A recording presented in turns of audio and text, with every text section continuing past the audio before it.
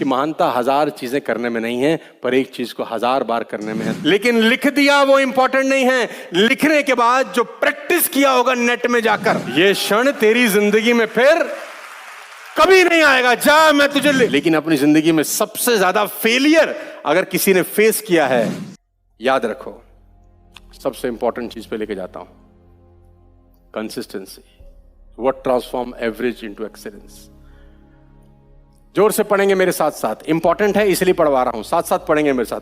I have missed more than 9000 shots in my career. I have lost almost 300 games.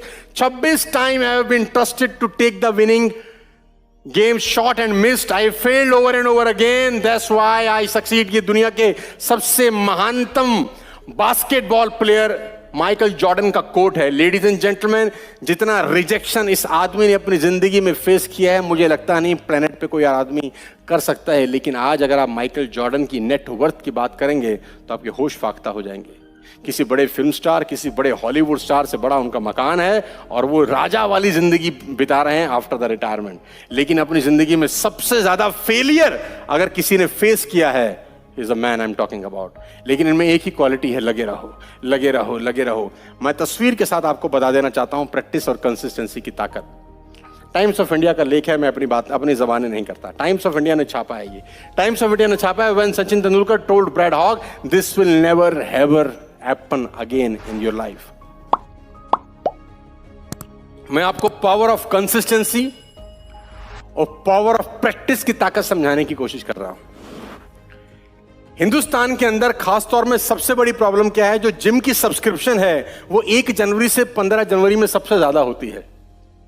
Gym जाने वालों की संख्या 1 जनवरी से 15 जनवरी के बीच में ज्यादा होती है। बिकॉज नया नया जोश चढ़ता है कि इस बार मैं जिम जाऊंगा, ये बॉडी बनाऊंगा, ऐसा वर्कआउट करूंगा, और ज्यादा से ज्यादा जिम की सब्सक्रिप्शन लेने वो निकल जाता है। लेकिन जैसे ही 12, 13, 14, 15, 16 तारीख आती है, धीरे धीरे उसका बुखार नीचे उतरना शुरू कर देता है। क्योंकि किसी भी काम को करना और करते रहना दोनों अलग अलग चीजें हैं।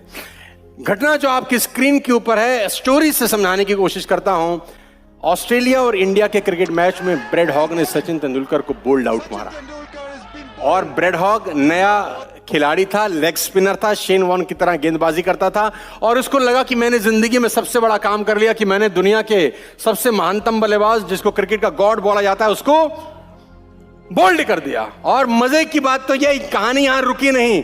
तेंदुलकर साहब अपना बल्ला लेके वापस पेविलियन लौट जाते हैं। मैच खत्म हुआ और ब्रैड हॉग इस तस्वीर के साथ वापस पहुंचते हैं। ये वो लाइव तस्वीर है जिसमें ब्रैड हॉग तेंदुलकर को बोल्ड मार देते हैं। देखिए, जिंदगी में आगे बढ़ने के लिए पेशेंस, कंसिस्टेंसी और आपका पागलपन, जुनून और आपकी बेइज्जती भी कभी कभी आपको आगे बढ़ा देती है। इस तस्वीर के साथ ब्रैड हॉग सचिन तेंदुलकर के पास जाते हैं शाम को, मैच खत्म होने के बाद, कि सचिन सर, बिकॉज उसके लिए सचिन तेंदुलकर बहुत बड़ा नाम था, उसने कहा, सचिन सर, मैं आपका ऑटोग्राफ चाहता हूं, कि आप मुझे कुछ इस तस्वीर के ऊपर ऑटोग्राफ लिख दें।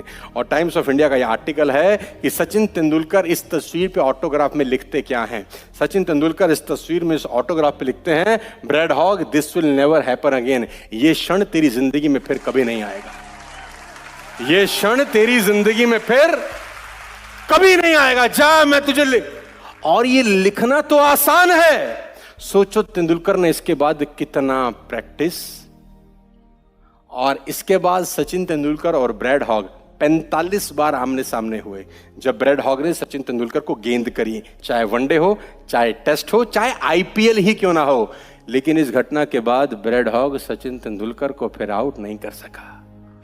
पूरी जिंदगी में ब्रैड हॉग का वो आखिरी विकेट था तेंदुलकर पे। लेकिन लिख दिया वो इंपॉर्टेंट नहीं है, लिखने के बाद जो प्रैक्टिस किया होगा नेट में जाकर। सारा का सारा खेल प्रैक्टिस का है लेडीज एंड जेंटलमैन। कि आप जो कुछ बनना चाहते हैं, जो कुछ पाना चाहते हैं, उसके लिए सीरियस कितने हैं, प्रैक्टिस कितना करते हैं। क्योंकि एक लाइन बहुत ज्यादा इंपॉर्टेंट है आपके लिए समझना और सीखना, कि महानता 1000 चीजें करने में नहीं है, पर एक चीज को 1000 बार करने में है, ताकि आप बेहतर हो सके। एक ही चीज को बार बार करना is consistency, is practice, repetition is the mother of. बात समझ में आ रही है तो बोलिए हाँ। सबसे इंपॉर्टेंट चीज पे आपके लेके चलता हूं। नॉर्मल एफर्ट से नॉर्मल लोग नॉर्मल रहते हैं, एब नॉर्मल एफर्ट से नॉर्मल लोग भी एब नॉर्मल हो जाते हैं।